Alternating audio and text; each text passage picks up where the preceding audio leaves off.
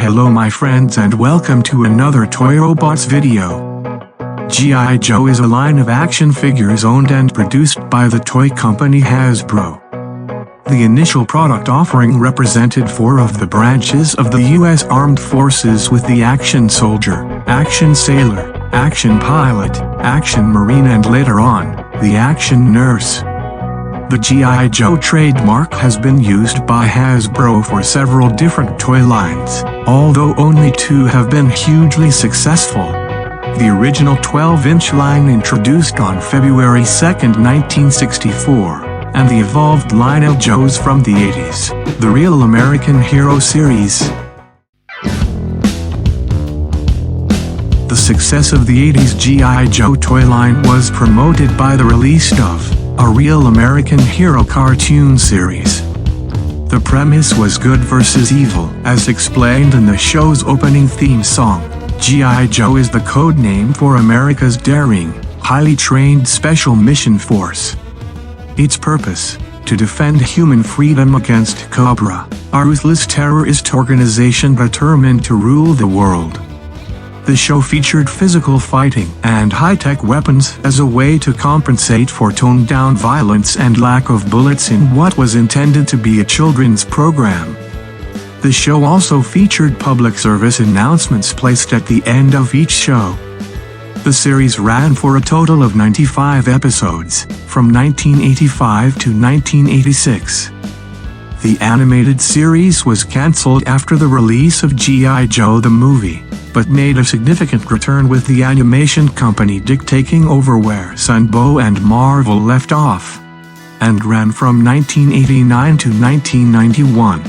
Dick released a 5-part mini-series entitled Operation Dragonfire, in which the Joes faced off once again against Cobra as they tried to take control of an energy source known only as Dragonfire. In this mini-series, Cobra Commander was also returned to a semi-human state by the energy itself, while Serpentor, the Cobra Emperor, was turned into an iguana by the Dragonfire. This mini-series was successful enough for Dick to produce 2 more seasons. Wonderful cartoon, don't you think? Before we continue, please be sure to hit that subscribe button. We upload toy videos daily in this channel. Let us make this retro toy mania grow together. Now, we continue exploring this classic 80s line of toys. The year 1982 saw the highly successful relaunch of the G.I. Joe product line in a smaller, 3.75-inch scale. The scale was the same scale used by the Kenner's Star Wars figures, but with many more points of articulation, much like the 1970s Megos Micronauts toy line. The first 11 characters were introduced in carded packs, while 4 others were bundled with vehicles. The first series of action figures had straight arms with elbow joints. While it is common for many characters to share the same mold for producing a body part, it was much more noticeable in the first year as for the original 13 G.I. Joe figure. Only 6 head molds were created. 3 unique molds were assigned to Stalker, Snake Eyes and Scarlet, while the other 10 characters utilized 1 of 3 generic heads.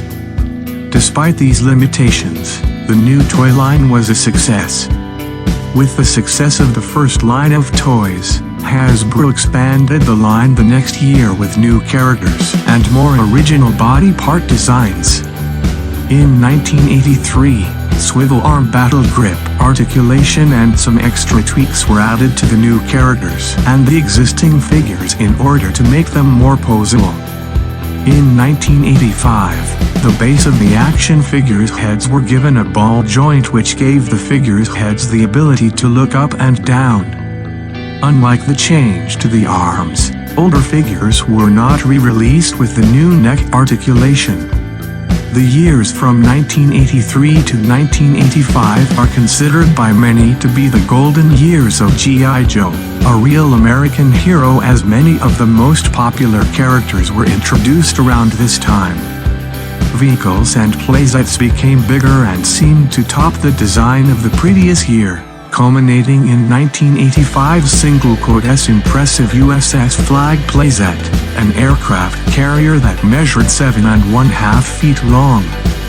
G.I. Joe's increasing popularity supported an array of spin-off merchandising that included posters, t-shirts, video games, board games, and kites.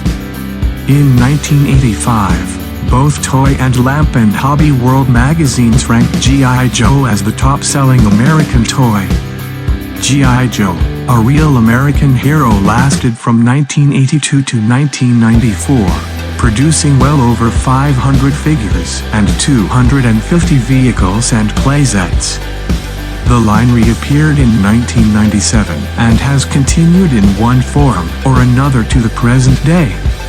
It was supported by 2 animated series as well as a major comic series published by Marvel Comics. I love this toy line, and in this channel we have lots of Joe's action figures reviews.